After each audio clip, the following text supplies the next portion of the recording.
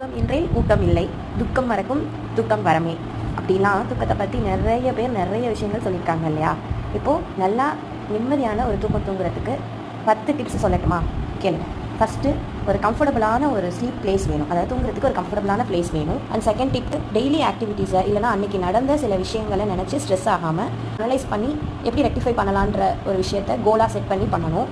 And third tip, daily அதாவது டே டைமில் வேறு எந்த ரீசனுக்காகவும் பெட்டை யூஸ் பண்ணக்கூடாது. மீன்ஸ் ஒரு சாப்பிட்றதுக்கோ இல்லை ரெஸ்ட் எடுக்கிறதுக்கோ நம்ம வந்து பெட்டில் இருக்கவே கூடாது.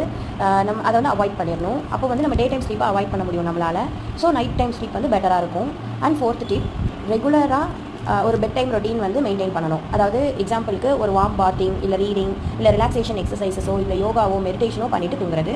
அண்ட் ஃபிஃப்த் டிப், மொபைலோ லேப்போ தூங்குறதுக்கு அட்லீஸ்ட் 1 hour முன்னாடியாவது யூஸ் பண்ணாமல் இருக்கணும். அண்ட் சிக்ஸ்த் டிப், ரெகுலராக எக்ஸசைசஸ் மெயின்டைன் பண்ணணும். Seventh tip, alcohol, caffeine and tobacco avoid பண்ணுறது.